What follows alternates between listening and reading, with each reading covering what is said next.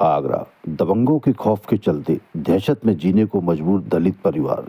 मुकदमा दर्ज होने के बावजूद 5 महीने में पुलिस नहीं कर सकी आरोपियों को गिरफ्तार। दबंगों के खौफ के चलते छात्रा ने छोड़ी पढ़ाई।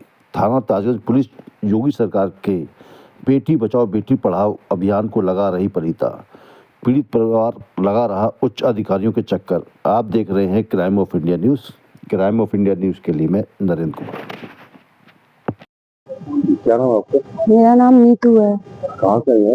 मैं कलारखेड़िया कुआ खेड़ा से आई हूँ। ताजगंज लगता है। क्या हुआ आपके साथ में यहाँ पे चक्कर लगा दिया? सर मेरी बेटी है आनंदी। कितने साल की है? आधार कार्ड में 13 साल की है, वैसे 16 साल की है। सर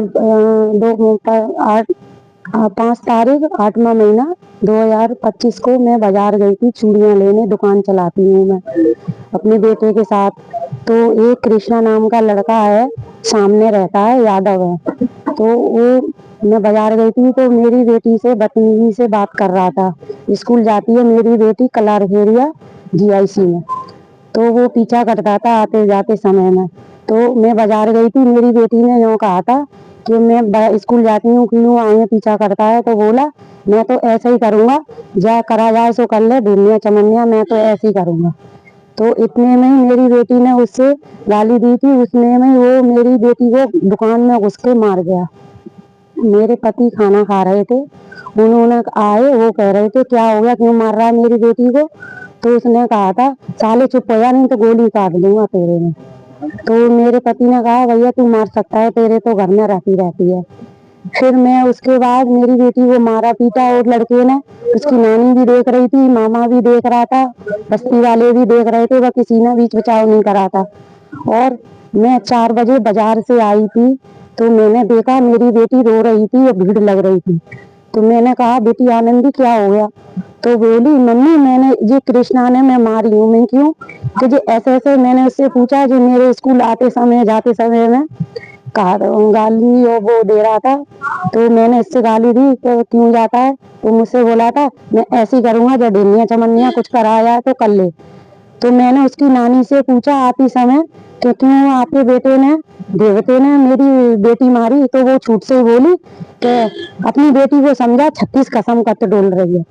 तो मैंने कहा ठीक है, तो मैंने की आप चुप रहिए, मैं अपनी बेटी को समझा लूंगी। इतने में सर मैंने अपनी बेटी को समझाया। मैंने कि इनके मुंह में लगे जो पैसे वाले हम गरीब हैं। तो फिर उस दिन मैंने अपनी बेटी को समझाया, मारा भी इनके मुंह में लग।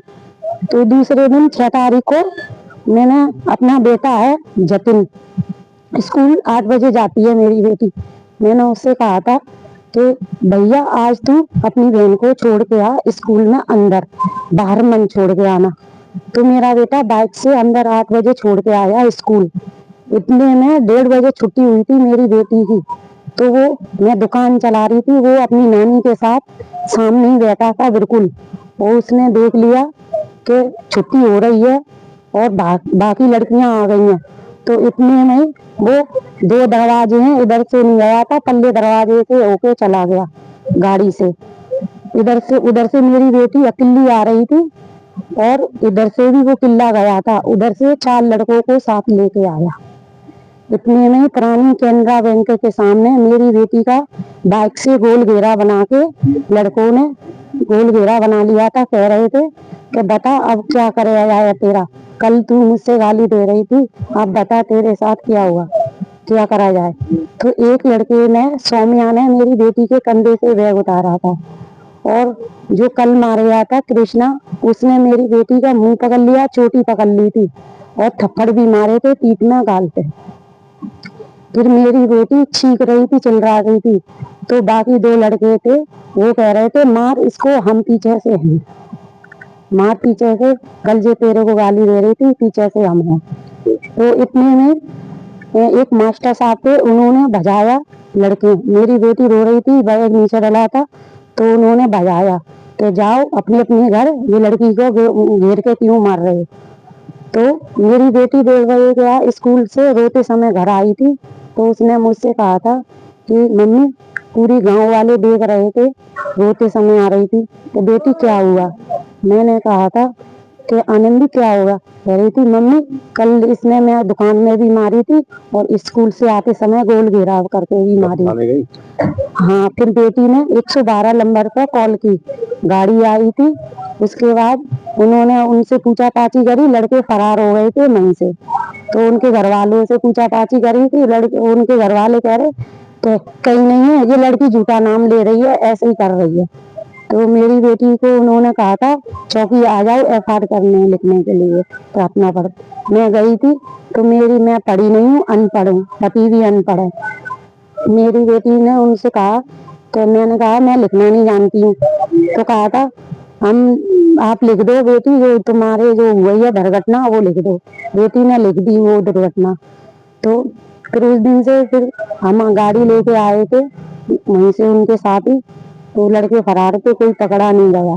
फिर उस दिन के बाद कोई सुनाई नहीं होती, कोई कार्रवाई नहीं होती।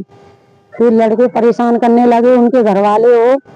फिर उसके बाद 19 तारीख को चौकी से फोन आया था दरोगा जी का। उनका नाम अमर राणा दरोगा साहब का। वो कह रहे थे